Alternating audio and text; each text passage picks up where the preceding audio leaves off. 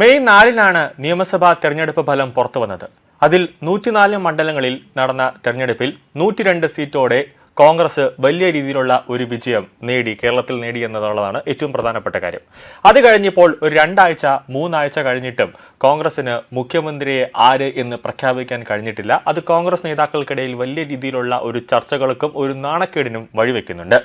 ഡൽഹിയിൽ അതിരാവിലെ മുതൽ അർദ്ധരാത്രി വരെ ഇങ്ങനെ നിരന്തരം ചടുലമായ നീക്കത്തിൽ ഓരോ ഫയലുകളും അങ്ങോട്ടും ഇങ്ങോട്ടും പോകുന്നു. വലിയ രീതിയിൽ തന്നെ നേതാക്കൾ കേരളത്തിൽ നിന്നടക്കം അങ്ങോട്ടേക്ക് പോകുന്നുണ്ട്.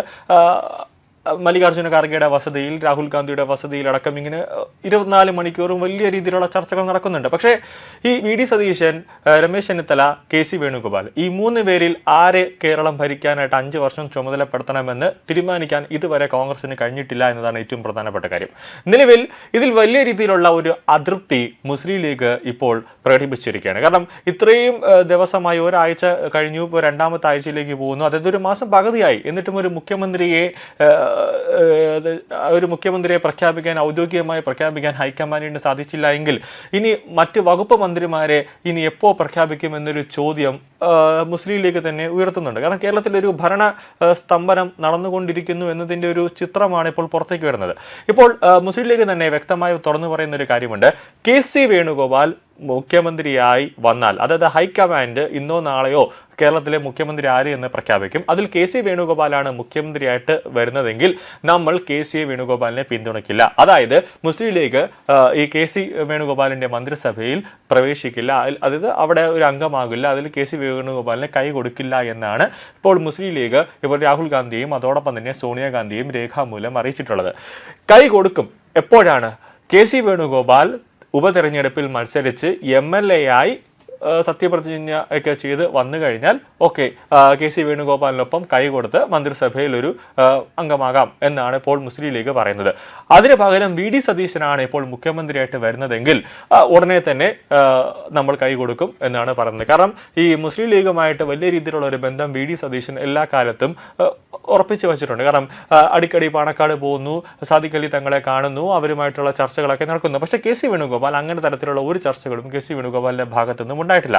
പാണക്കാടുമായിട്ട് അല്ലെങ്കിൽ മുസ്ലിം ലീഗുമായിട്ട് തിരിഞ്ഞു പോലും നോക്കിയിട്ടില്ല. അത് ഈ മുസ്ലിം ലീഗിന് വലിയ രീതിയിലുള്ള ഒരു അസ്വാരസ്യങ്ങൾ ഉണ്ടായിട്ടുണ്ട് എന്നതാണ് ഏറ്റവും പ്രധാനപ്പെട്ട കാര്യം. നിലവിൽ ഈ MLA-മാരുടെ, അതായത് ജയിച്ച MLA-മാരുടെ മനസ്സറിയാനായിട്ട് AICC ഒരു ഡൽഹിയിൽ നിന്നും 2 പേരെയൊക്കെ ആയിട്ട് 2 നിരീക്ഷകരെ ഇങ്ങോട്ട് അയച്ചപ്പോഴും മുസ്ലിം ലീഗ് പറഞ്ഞത് നമുക്ക് VD സതീശനെ വേണമെന്നാണ് അവർ പറഞ്ഞത്. കൂടാതെ KC വേണുഗോപാലിനെ എന്ന് അവർ പിന്താങ്ങിയിട്ടില്ല എന്നതാണ് ഏറ്റവും പ്രധാനപ്പെട്ട കാര്യം. നിലവിൽ ഇപ്പോൾ മുസ്ലിം ലീഗ് ആവശ്യപ്പെടുന്നത് ഇപ്പോൾ VD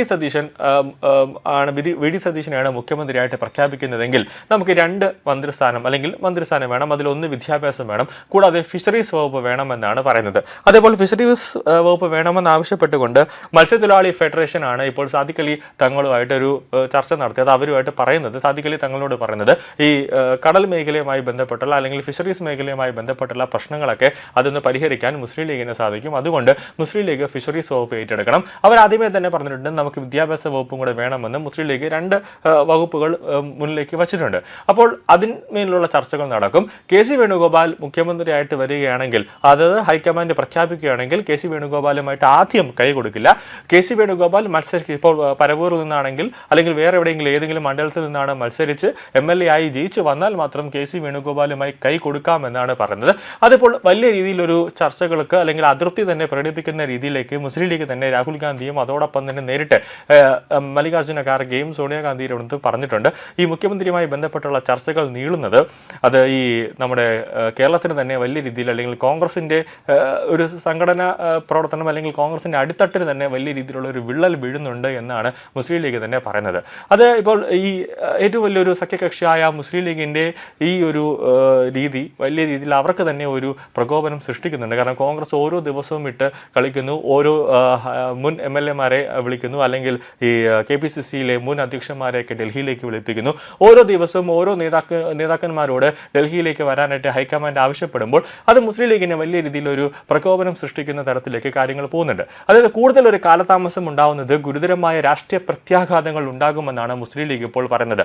ഈ സ്ഥാനത്തേക്ക് മത്സരിക്കുന്ന പ്രധാന സ്ഥാനാർത്ഥികൾ KC വേണുഗോപാൽ ആണെങ്കിൽ അത് വലിയ രീതിയിൽ തന്നെ UDF-ലെ മറ്റ് പ്രവർത്തകർക്ക് അത് വലിയ രീതിയിൽ ഇഷ്ടക്കേടുണ്ടാകും. ഉണ്ടാകും. കാരണം ജനവികാരം അനുസരിച്ച് വി.ഡി. സതീശൻ തന്നെ മുഖ്യമന്ത്രിയാകണമെന്നാണ് മുസ്ലിം ലീഗ് പറയുന്നത്. കാരണം ഈ പട നയിച്ചവൻ തന്നെ ഭരിക്കട്ടെ എന്ന ഒരു രീതിയിലാണ് മുസ്ലിം ലീഗ് നിൽക്കുന്നത്. കാരണം ഇത്രയും വർഷം 2021 നടന്ന തെരഞ്ഞെടുപ്പിലൊന്നും തന്നെ കോൺഗ്രസിന് നല്ല സീറ്റ് പോലും കിട്ടിയില്ല. അവിടെ തകർന്ന് തരിപ്പണമായി. അതായത് രമേശ് ചെന്നിത്തല പ്രതിപക്ഷ നേതാവായിരുന്ന സമയത്ത്. പക്ഷേ ഇപ്പോൾ വി.ഡി. സതീശൻ വന്നപ്പോൾ വി.ഡി. സതീശന് പ്രതിപക്ഷ നേതാവായ സമയത്ത് നടന്ന 2 ഉപതെരഞ്ഞെടുപ്പുകളിൽ വൻ നേട്ടമാണ്, വൻ ലീഡുകൾ ഉയർത്താൻ കോൺഗ്രസിന് സാധിച്ചു. അതൊരു പോസിറ്റീവാണ്. അതിനുശേഷം ഇപ്പോൾ വലിയ രീതിയിൽ 100 കടന്നുകൊണ്ട് സീറ്റുകൾ നമ്മൾ പിടിച്ചെടുത്തു. അതെല്ലാം വി.ഡി. സതീശന്റെ ഒരു ഭരണ മികവ് അല്ലെങ്കിൽ ഒരു കഴിവ് തന്നെയാണ്. അപ്പോൾ വി.ഡി. സതീശനെ മുഖ്യമന്ത്രിയാക്കാതെ മറ്റേതെങ്കിലും ഒരു വകുപ്പ് കൊടുത്തിരുത്തുന്നത് അതൊരു അപമാനിക്കുന്നതാണ്. വി.ഡി. സതീശൻ അപമാനിക്കുന്നതാണ്, അല്ലെങ്കിൽ നാണക്കേട് ഉണ്ടാക്കുന്നതാണ്. അത് വി.ഡി. പക്ഷത്തിനോ അല്ലെങ്കിൽ കോൺഗ്രസിനോ ഒരു തെറ്റായ സന്ദേശമാണ് കൊടുക്കുക എന്നാണ് ഇപ്പോൾ മുസ്ലിം ലീഗ് പറയുന്നത്.